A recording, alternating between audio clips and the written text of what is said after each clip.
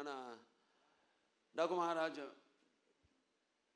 మీ యొక్క ట్రైలర్ రిలీజ్కి ఇచ్చేసిన పాత్రికేయ సోదరులందరికీ, ముఖ్యంగా ప్రింట్ అండ్ ఎలక్ట్రానిక్ మీడియా వారందరికీ నా హృదయపూర్వక కళాభివందనాలు తెలియజేసుకుంటున్నాను. ఈ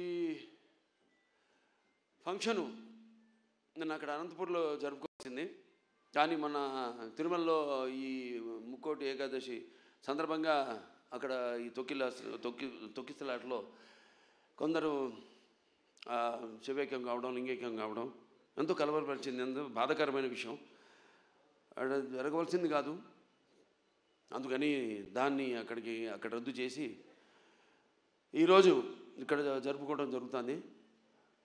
సరే, లింగైక్యం శివైక్యము పరమపదించిన వారందరూ వారి యొక్క ఆత్మలు శాంతించాలని వారి కుటుంబ సభ్యులందరికీ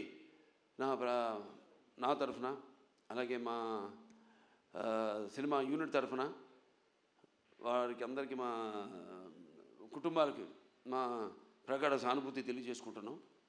ముఖ్యంగా అనంతపూర్ అంటేనే రాయలసీమ డైలాగ్ ఉంది ఇందులో, రాయలసీమ కా నామ్ సునా ఓ మేరా అడ్డా.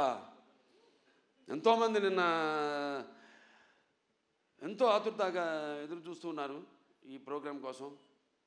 ఎంతో వ్యయ ప్రయాసాలు కోర్చి ఎంతో దూరం నుంచి కూడా వాళ్ళు రావడం, ఆ పక్క కడప కానివ్వండి, కర్నూలు కానివ్వండి, ఒకటని కాదు, అటు చిత్తూరు కానివ్వండి, అనంతపూర్ కానివ్వండి, లేకపోతే మిగతా ప్రాంతాల నుంచి కానివ్వండి, ఇటు తెలంగాణ నుంచి కానీ అబ్బాయిలందరూ తరలొచ్చారు అక్కడికి. పేరున వాళ్ళందరికీ,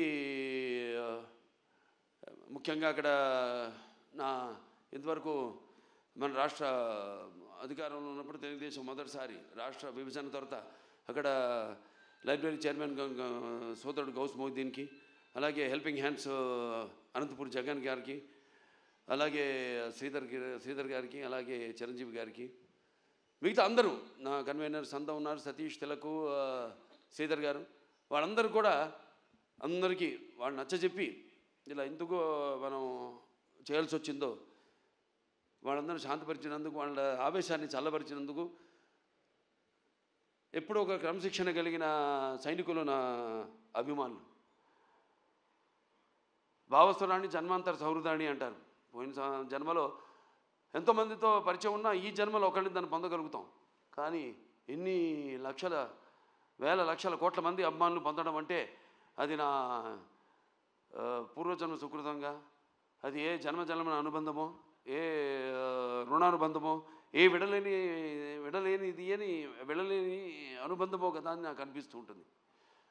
నేను ఈ జీవితంలో ఎంత పొందానంటే, ముందు నేను గొప్పగా చెప్పగలిగింది, ముందుగా నాకు ధన్యమైన జన్మనిచ్చి నన్ను మీ అందరి గుండెల్లో ఆయన ప్రతిరూపంగా నిలిపినందుకు దైవాంశ సంభూతులు, అలాగే విశ్వానికే విశ్వ నట రూపం ఎలా ఉంటుందో చూపించిన నా తండ్రి, నా గురువు, నా దైవం, కారణ జన్ముడు, విశ్వవిఖ్యాత నట సార్వభౌమ నటరత్న, తెలుగుదేశం పార్టీ వ్యవస్థాపకులు డాక్టర్ పద్మశ్రీ నందమూరి తారక రామారావు గారికి, మరి అది ఆ పుణ్య దంపతులు, మా అమ్మగారు బసవరామ తారకం గారి, డింబి బసవరామ తారకం గారి బిడ్డగా పుట్టినందుకు ఆ పుణ్య దంపతులకు, అలాగే ఆ కళమ్మ తల్లికి నా కృతజ్ఞతలు తెలియజేసుకుంటూ, ఇటువంటి అభిమానుల్ని నాకు ఇచ్చినందుకు ఆ దేవుడికి నా కృతజ్ఞతలు తెలియజేసుకుంటూ, ఇప్పుడు మన సినిమాకి వస్తే డాకు మహారాజ్ ఎన్నో వైవిధ్యమైన పాత్రలు చేసుకుంటూ వస్తున్నాను. నాన్నగారిలాగా ఆయన పౌరాణికాలు నటిస్తే పాత్రలు ప్రాణాలు పోసుకున్నాయి, ఆయన జానపదాలు చేస్తే సామాజ మనోగరమాలు అయ్యాయి.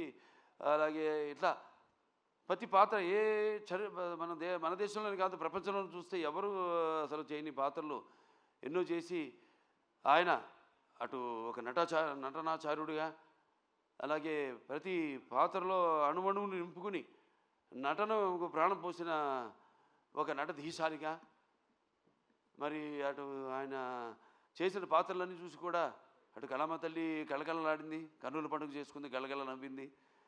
అలాగే ఆ వారసత్వాన్ని పుణికిపుచ్చుకుని ఈ ఎన్నో వైవిధ్యమైన పాత్రలు, పౌరాణికాలు కానివ్వండి, జానపదాలు కానివ్వండి, సాంఘికాలు కానివ్వండి, ఫస్ట్ ఇండియన్ సోషల్